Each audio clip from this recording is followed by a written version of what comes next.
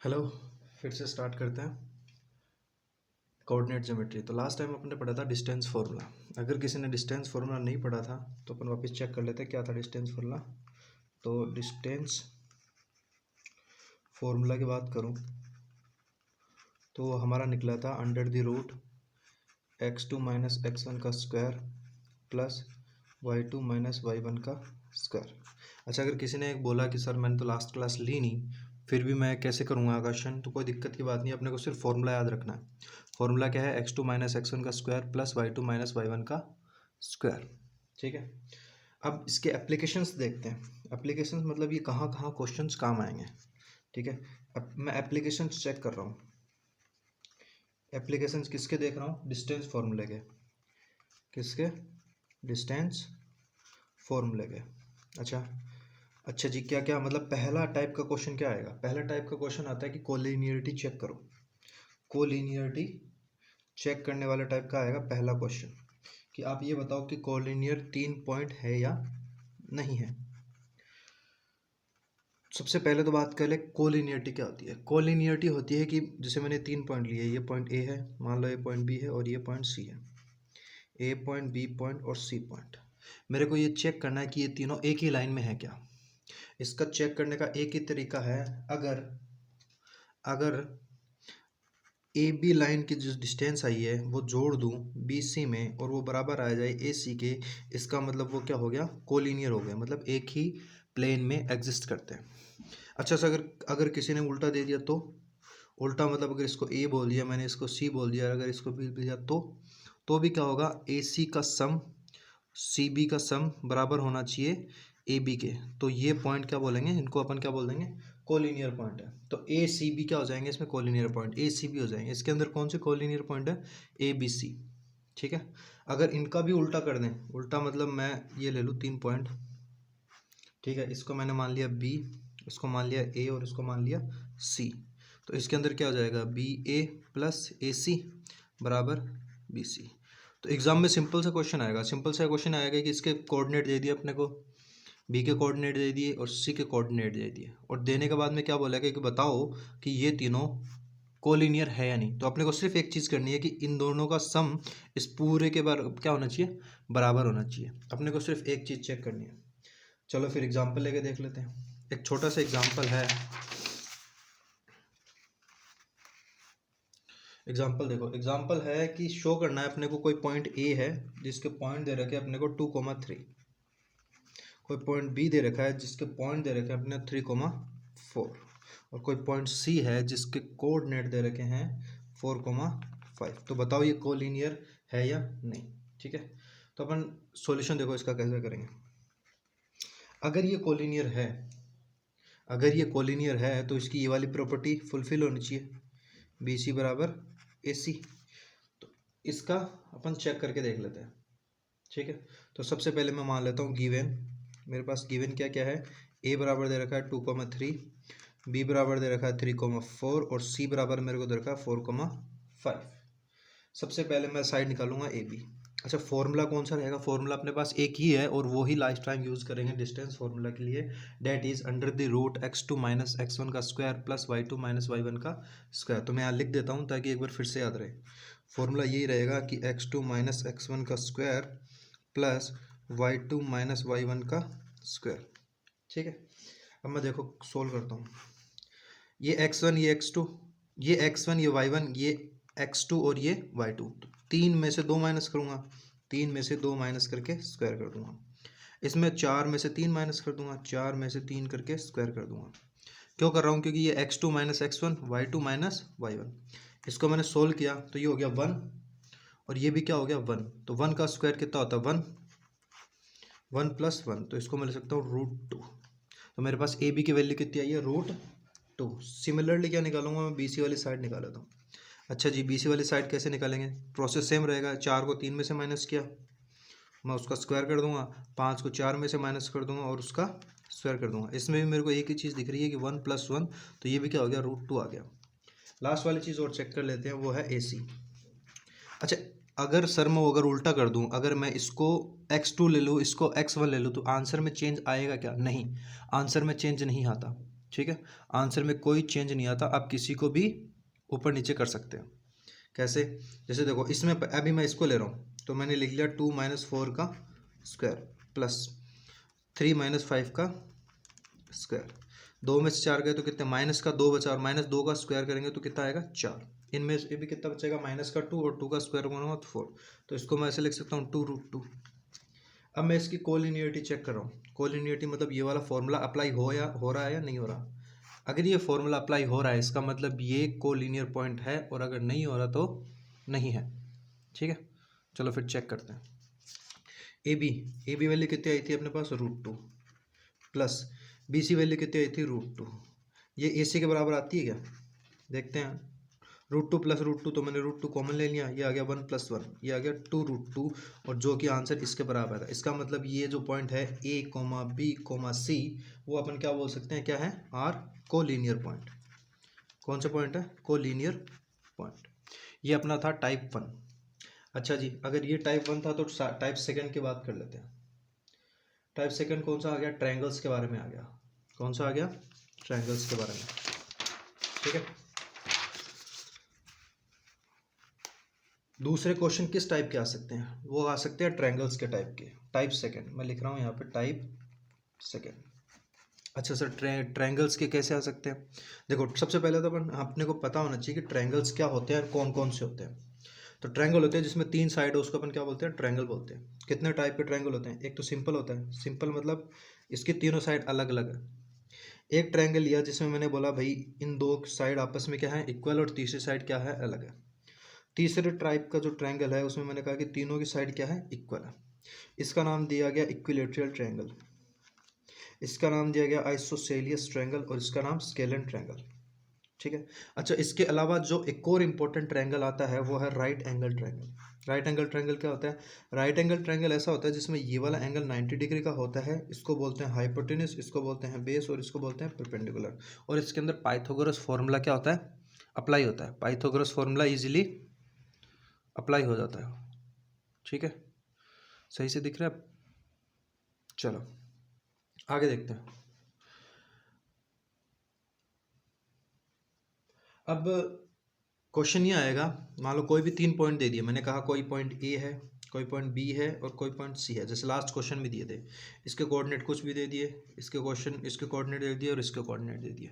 अब मेरे को ये बोला कि प्रूव करो कि ये एक आइसोसेलियस है, या इक्विलैटरल है, या राइट एंगल ट्रायंगल है।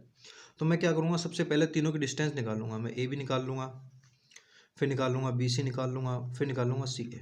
मान लो अगर ये दो इक्वल है, ये तीनों इक्वल है, तो अगर ये तीनों इक्वल हो गए तो मैं बोल दूंगा कि भाई ये एक इक्विलैटरल ट्रायंगल है। मान लो इन दोनों में ये दो साइड है इक्वल है, ये वाली साइड इक्वल नहीं है, तो मैं बोलूंगा भाई ये आइसोसियस ट्रायंगल है लेकिन इक्विलैटरल ट्रायंगल नहीं है। तो ये क्वेश्चन एक इस टाइप का बनता है। इस पर एक एग्जाम्पल लेके देख लेते हैं कैसे।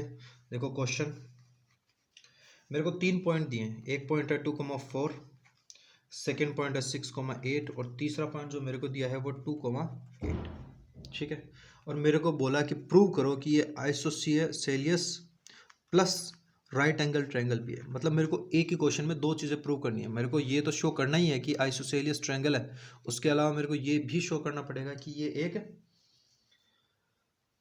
एक राइट एंगल ट्रायंगल है। तो सिंपल सी बात है, मैं इसको ए मान लेता हूँ। ये ए हो गया, ये बी हो गया, और ये क्या हो गया, सी हो गया। तो सबसे पहले मैं साइड निकालूंगा ए बी साइड।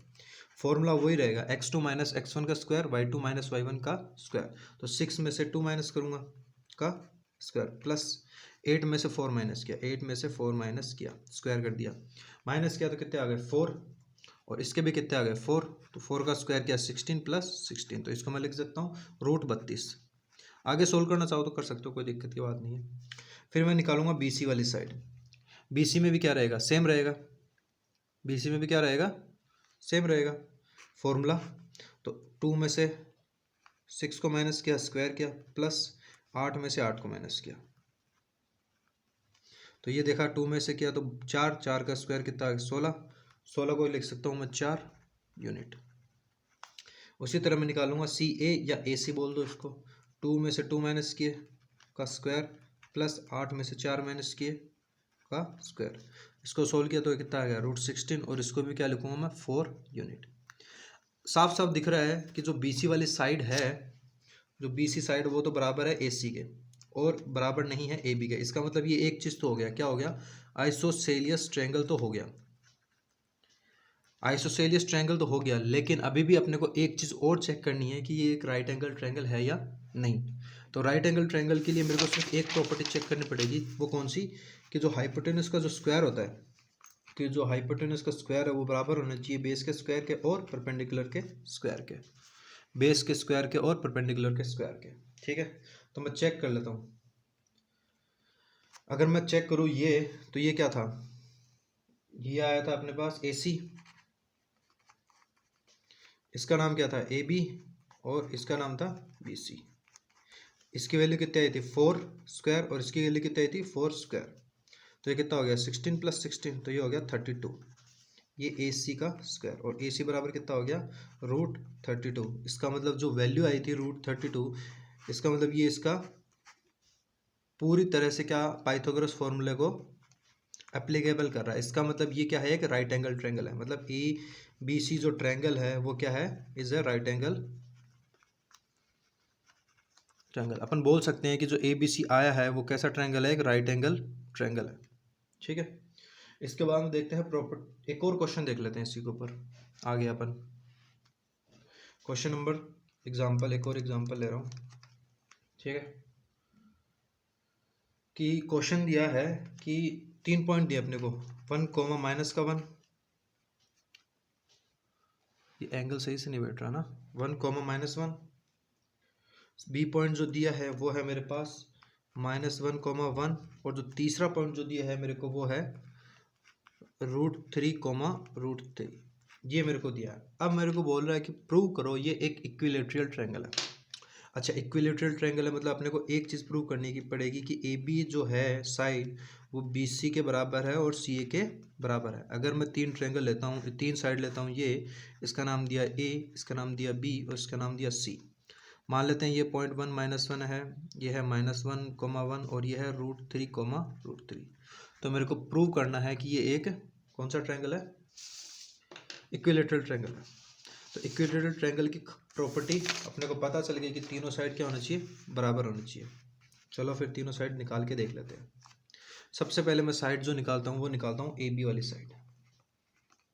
फॉर्मूला मेरे पास सेम रहेगा, कौन सा, √x2 - x1 का स्क्वायर, y2 - y1 का स्क्वायर। तो x2 - x1 करेंगे, एक बार मैं कोऑर्डिनेट ऊपर लिख देता हूँ ताकि आपको पता रहे। कोऑर्डिनेट थे 1, -1, -1, और √3, अब देखो -1 में से -1 माइनस करूँगा मैं का स्क्वायर, प्लस ये y वाला है, ये भी y वाला है, तो 1 में से -1 का क्या कर दिया, ये कर दिया। देखो माइनस माइनस क्या हो गया प्लस, तो -2 का स्क्वायर क्या होगा 4, ये भी माइनस माइनस प्लस, और स्क्वायर किया 2 का तो 4, तो ये आ गया मेरे पास √8 को मैं 2√2 भी लिख सकता हूँ, कोई दिक्कत नहीं है, या फिर √8 भी रहना तो कोई फर्क नहीं पड़ता। ठीक है, सेकंड वाली साइड निकालता हूँ। अगर ये ए बी है तो बी सी निकालूंगा मैं निकाल रहा हूँ बी सी। फॉर्मूला मेरे पास वही रहेगा, क्या, x2 - x1 का स्क्वायर और y2 - y1 का स्क्वायर। ठीक है, देखो √3 में से माइनस किया मैंने -1 के स्क्वायर को, प्लस √3 में से माइनस किया 1 को।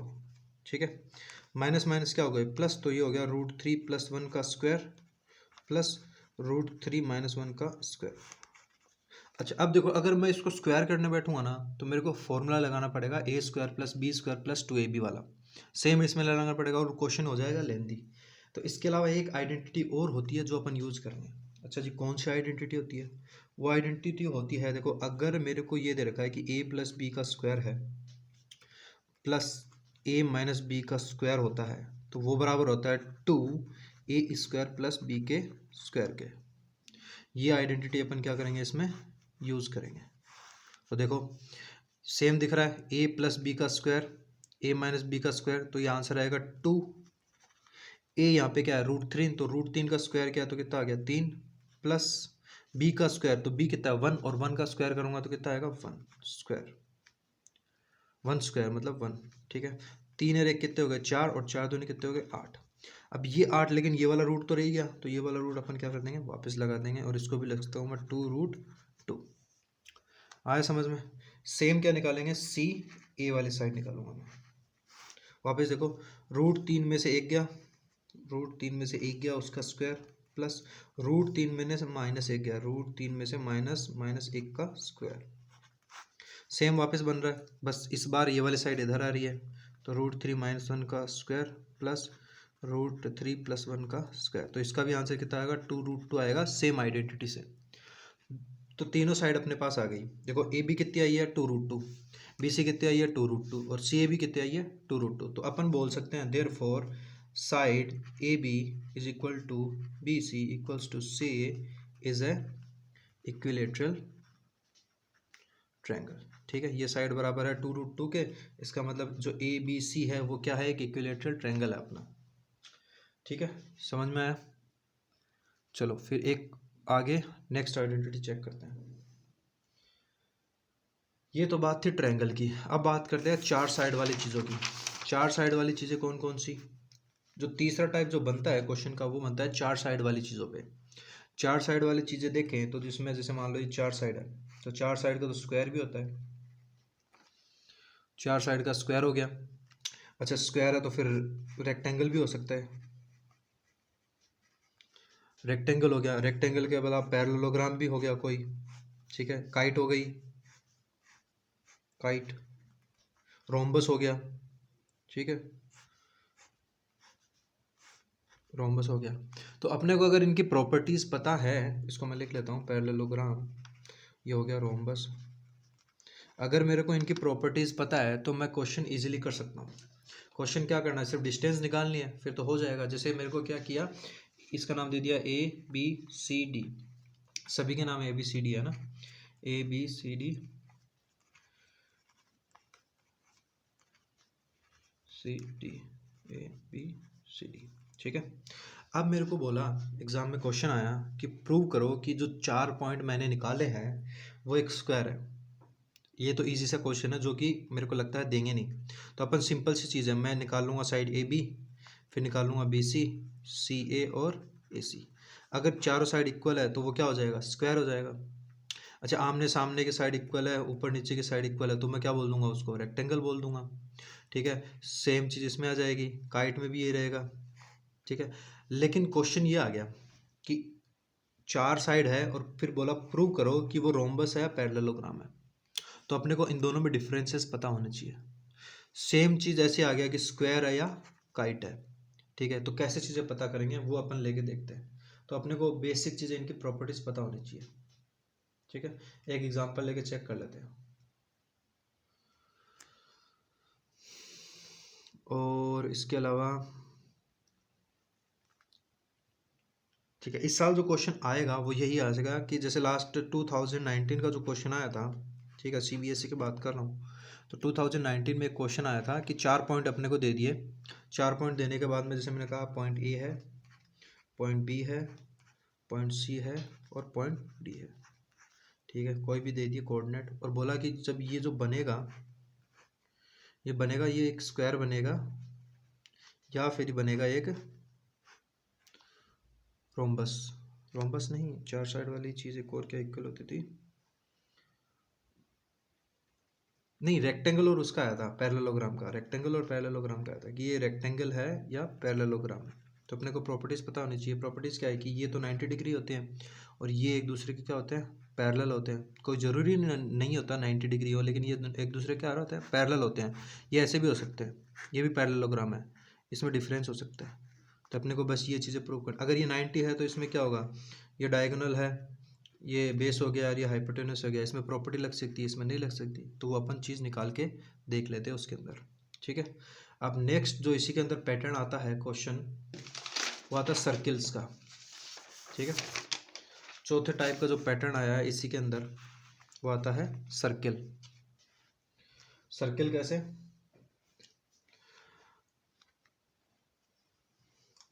मिक्स आएंगे, सर्किल दे दिया, ट्रायंगल दे दिया, ट्रायंगल के अंदर सर्किल कर दिया, ठीक है, ऐसे मिक्स क्वेश्चन आते हैं। सर्कमफ्रेंस निकालने के लिए बोल दिया, साइड निकालने के लिए बोल दिया, ठीक है। तो इसको अपन एग्जांपल से समझेंगे, इसको अपन डायरेक्टली नहीं समझ सकते, तो अपन किससे समझेंगे, एग्जांपल से समझेंगे।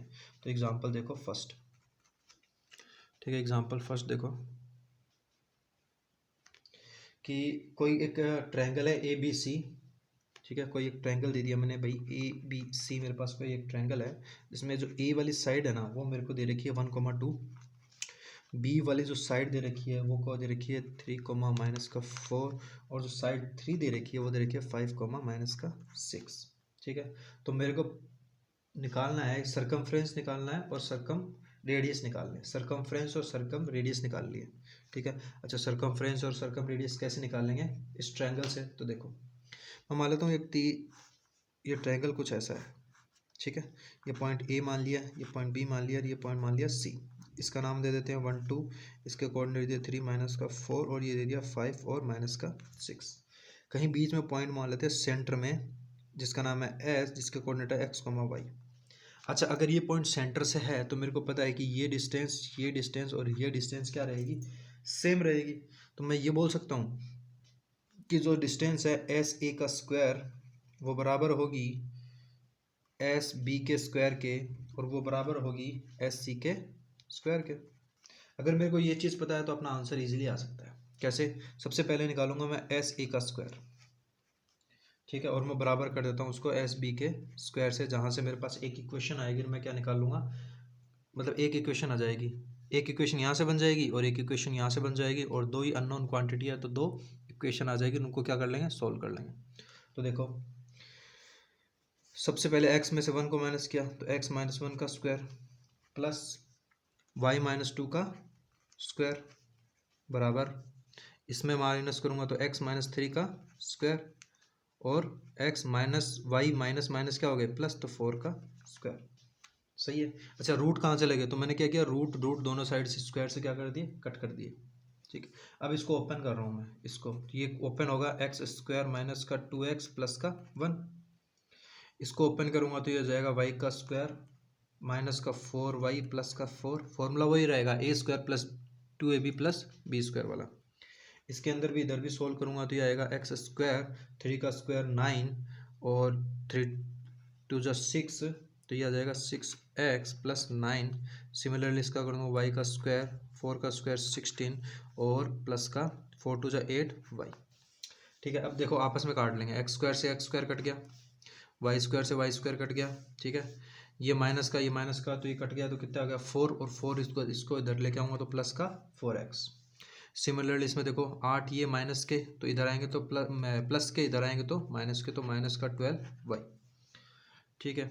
ये 16 प्लस का इधर आएगा तो माइनस का, और 4 और 1 5 माइनस कर देंगे प्लस 9, तो 16 और 9 कितने हो गए 25, 25 में 5 माइनस कर देंगे तो कितने हो जाएंगे 20 इक्वल टू 0। ये इक्वेशन फर्स्ट आ गई, ये इक्वेशन फर्स्ट आ गई। सेम तरीके से सेम पैटर्न से अपन क्या करेंगे, इक्वेशन सेकंड निकाल लेंगे।